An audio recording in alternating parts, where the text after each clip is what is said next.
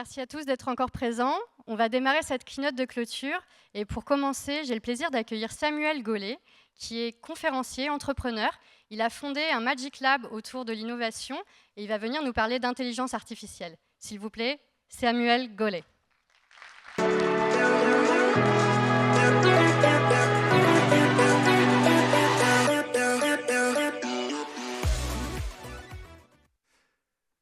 Bonjour à tous.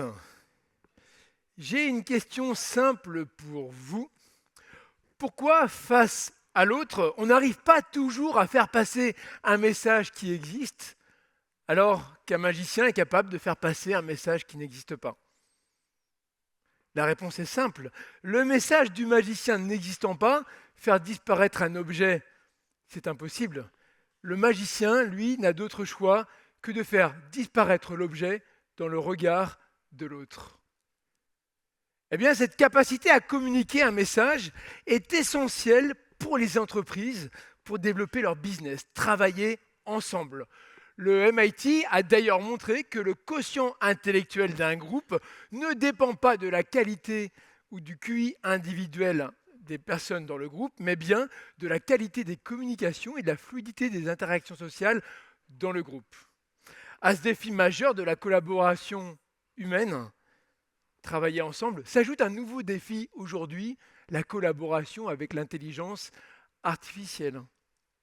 Nous faisons face aux mêmes craintes, la réduction de nos rôles, voire la peur de disparaître. Alors, pour comprendre où l'on va dans la collaboration entre l'homme et la machine, je vous propose de regarder d'où l'on vient. Été 1943, sous la direction d'Alan Turing, les Alliés déchiffrent à nouveau les communications cryptées des sous-marins allemands.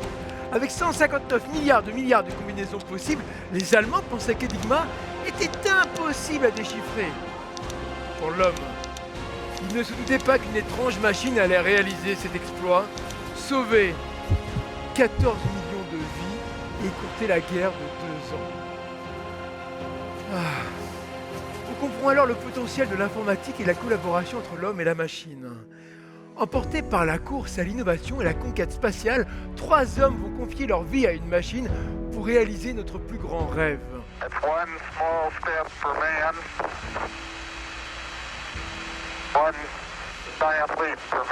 Avec 4 kilooctets de mémoire vive, 32 de stockage, l'ordinateur de bord d'Apollo 11 incarne le rêve de la machine intelligente, mais fascine autant qu'il divise.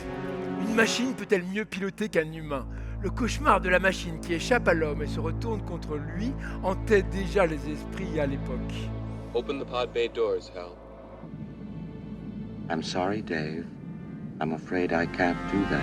Si Kubrick explore la singularité en 68, IBM, une lettre de plus, la rend crédible 30 ans plus tard, et c'est Deep Blues pour Kasparov. Notre création nous dépasse. L'intelligence biologique battue par l'intelligence artificielle. Aujourd'hui, l'IA nous surpasse dans de nombreux domaines. Dans la santé, l'intelligence artificielle réalise de meilleurs diagnostics que nos médecins.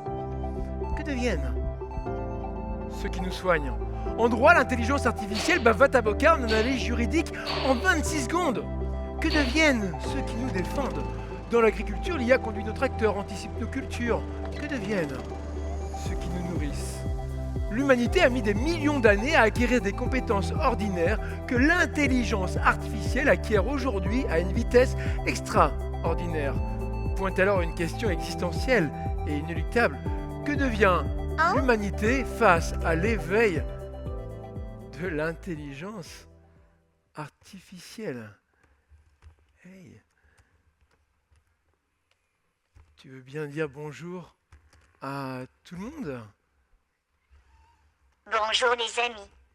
Et donc, À l'ère de l'intelligence artificielle, je vais présenter la suite. Non, Pepper, en tant qu'expert en innovation technologique, c'est à moi de présenter. Tu peux pas me remplacer.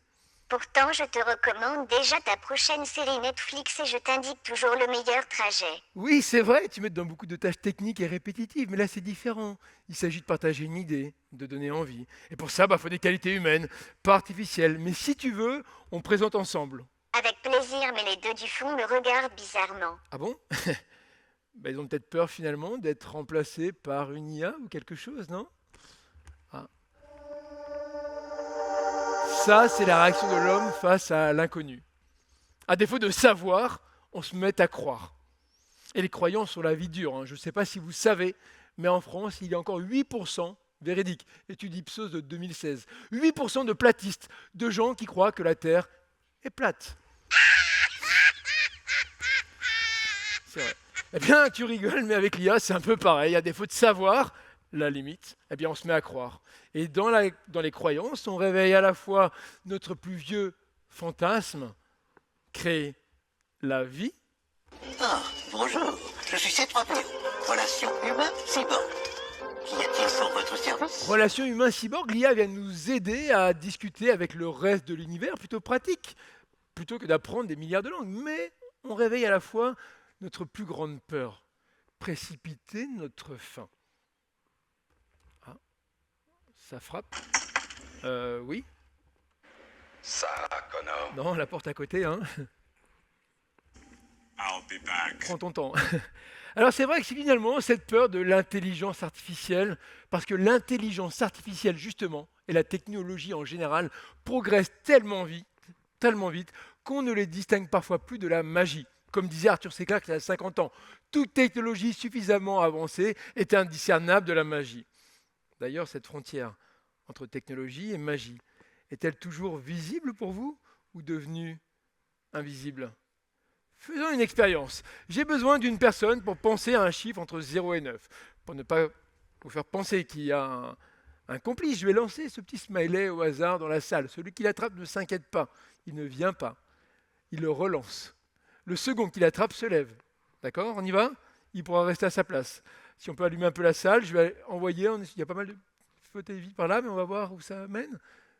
Ah, quelqu'un peut l'attraper? Merci monsieur, relancez-le par là-bas. Allez hop, ça va. Monsieur, levez-vous, ne bougez pas, levez-vous, on peut l'applaudir bien fort. Restez à votre place.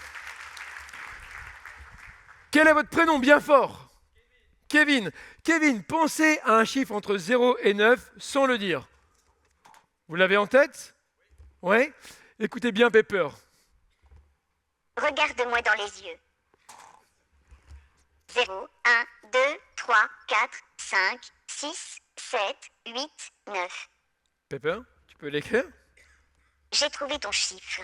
Facile. Pour info, il ne sait pas encore reposer le stylo. C'est comme ça. Kevin, quel était le chiffre que tu avais en tête? 0. C'est la première fois qu'on me le dit. Hop, cela. D'habitude, on me dit 7 ou 9. Quel chiffre il a écrit? 0. Alors, merci beaucoup. C'est vraiment un 0. Hein. C'est son 0 à lui. Merci. Question pour vous. On me dit toujours 7 en général ou 8. 0, c'est une des premières fois. Question pour vous. Technologie, computer vision ou magie? Levez la main si vous pensez que c'est technologie. Ouais, bonne moitié. Baissez la main. Levez la main si vous pensez que c'est magie. Une autre moitié. Partagez. Vous avez sans doute un avis, mais en êtes-vous sûr? Est-ce que vous le savez ou est-ce que vous le croyez? Face à l'innovation, il y a toujours deux attitudes.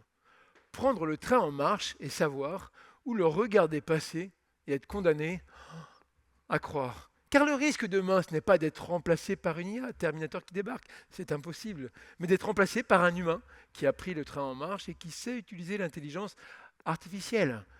Pour preuve, le Boston Consulting Group, en partenariat avec le MIT, Harvard et d'autres universités, a mené une étude auprès de 758 consultants. La moitié utilisait l'IA générative, l'autre non, pour réaliser 14 tâches professionnelles. Les consultants qui ont utilisé l'IA générative ont accompli 12% de tâches supplémentaires, ont travaillé 25% plus vite et ont produit 40% de meilleure qualité que le groupe sans IA. Impressionnant, non? Mais, parce qu'il y a un mais, ce même groupe qui a utilisé l'IA générative face au groupe sans IA est devenu moins performant de 23% pour la réalisation de problèmes complexes, pour la résolution de problèmes complexes, moins performant de 41% pour la réalisation de tâches créatives. Comment l'expliquer? Eh bien, la réponse est simple. Si la réponse devient une commodité à l'ère de l'IA générative, qu'attend-on de votre intelligence biologique, de vous-même? Continuer à proposer des solutions ou poser les bonnes questions? Poser les bonnes questions, car il n'y a rien de pire qu'une bonne réponse à une mauvaise question.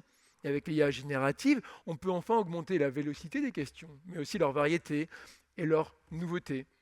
La bonne collaboration entre l'intelligence biologique et l'intelligence artificielle n'est pas qu'à faire de la bonne maîtrise de l'outil, mais de son bon usage, qui implique beaucoup plus d'esprit critique de la part de notre intelligence biologique.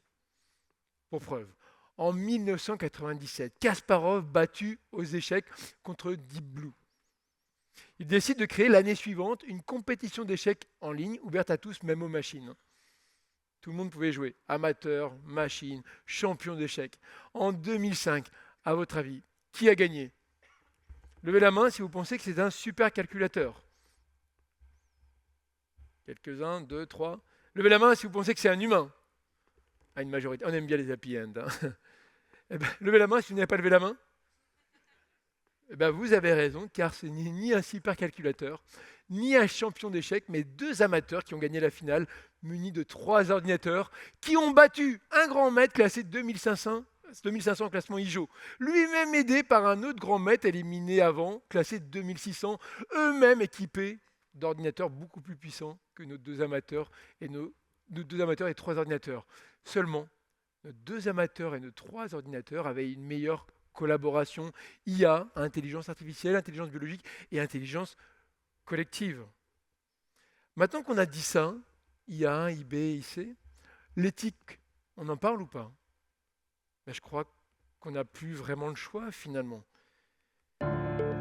L'humanité a le devoir d'améliorer l'intelligence artificielle. Les visionnaires l'ont bien compris. Pourquoi prendre du recul? Il faut toujours déployer une innovation avant même de penser aux conséquences. C'est le secret de l'évolution. La rentabilité économique étant notre moteur, elle prévaut sur l'éthique. C'est une question de bon sens. On est d'accord avec ça? Non. Hein. C'est justement parce que c'est une question de bon sens qu'il faudrait commencer à travailler dans le bon sens, à mettre l'éthique avant la tech, ne pas déployer une IA générative le 30 novembre 2022 sans réfléchir aux droits d'auteur, à la propriété, etc. En se disant on verra plus tard ce qu'on va faire, c'est ce qui se passe à chaque fois. Donc il faudrait qu'on commence à agir dans le bon sens et peut-être commencer par regarder aussi cette vidéo dans le bon sens. L'éthique étant notre moteur, elle prévaut sur la rentabilité économique. C'est le secret de l'évolution. Il faut penser aux conséquences avant même de déployer une innovation. Il faut toujours prendre du recul. Pourquoi? Les visionnaires l'ont bien compris, l'intelligence artificielle a le devoir d'améliorer l'humanité. C'est mieux, non? Eh bien finalement, si l'intelligence artificielle améliore l'humanité sans impacter nos qualités humaines, singulières et collaboratives, en automatisant seulement nos tâches techniques répétitives, c'est plutôt une bonne nouvelle, non? Revoyons aussi peut-être la première vidéo dans le bon sens. Cet agriculteur ne recherche pas un emploi. Grâce à l'intelligence artificielle, il étudie les données climatiques en temps réel pour adapter sa production et passera plus de temps sur sa valeur à lui, échangée avec le tissu local. Cette avocate ne range pas sa robe au placard. Grâce à l'intelligence artificielle, elle a pu simuler sa plaidoirie et défendra les intérêts de son client avec conviction et éloquence. Cet artiste ne remballe pas ses platines. Grâce à l'intelligence artificielle, il va créer des morceaux inédits qu'il partagera avec ses fans pour de nouvelles expériences. Ce médecin, enfin, ne prépare pas sa retraite. Grâce à l'IA, elle étudie les données du diagnostic pour adapter le traitement et passera 6 fois plus de temps sur les faits réels de la guérison de son patient, son adoption au traitement. L'intelligence artificielle ne nous remplace pas, elle augmente nos capacités à mieux anticiper des événements, booster nos analyses, créer des expériences, diagnostiquer des anomalies. Notre intelligence biologique à nous ne se programme pas. Elle constitue notre identité, notre valeur unique. 2/3 des emplois en 2050 n'existent pas encore et ne feront pas appel à vos compétences techniques, mais à vos qualités humaines singulières. Et pour résoudre les plus grands défis de la planète et de nos organisations, il faudra compter sur l'intelligence collective, que ce soit pour lutter contre le réchauffement climatique, pour anticiper la prochaine crise sanitaire, pour nourrir les 10 milliards d'habitants en 2050 ou encore pour réduire les inégalités économiques. Artificielle, biologique, collaborative, les intelligences ne s'opposent pas, elles s'additionnent. Eh bien, cette formule magique de l'homme augmenté, IA plus IB plus IC, j'en ai fait une méthode que j'applique dans ma vie pro comme perso. Dans ma vie pro, j'ai créé un lab innovation à Paris, le Magic Lab, pour préparer les dirigeants au futur. Et depuis 7 ans, je collabore aussi avec Capgemini dans leur lab innovation, où j'interviens régulièrement pour préparer les décideurs qui viennent s'immerger dans l'innovation.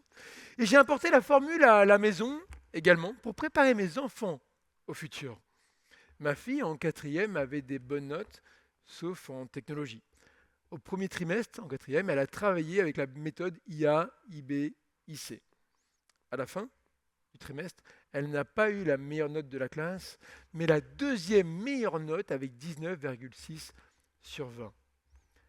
Alors, si j'avais 2 idées simples à vous partager, je vous invite à sortir votre téléphone et je vais vous passer un message. Cette formule magique IA plus IB plus IC n'est pas réservée aux grands esprits, mais elle est accessible à tous ceux ouverts d'esprit qui veulent se préparer au futur pour devenir irremplaçables. Je vous remercie. Vous êtes avec vos téléphones, je sais bien, merci. Ce téléphone, ce QR code, merci beaucoup. Ce QR code, c'est le post LinkedIn de la session qu'on vient de passer ensemble. Ce que j'attends de vous, c'est de l'intelligence collective. Et allez partager vos commentaires, vos idées, vos points de vue. Allez vous confronter aux autres, pas un like. Allez commenter et partager votre point de vue pour enrichir l'intelligence collective autour de la collaboration IA, IB, IC. Je vous remercie.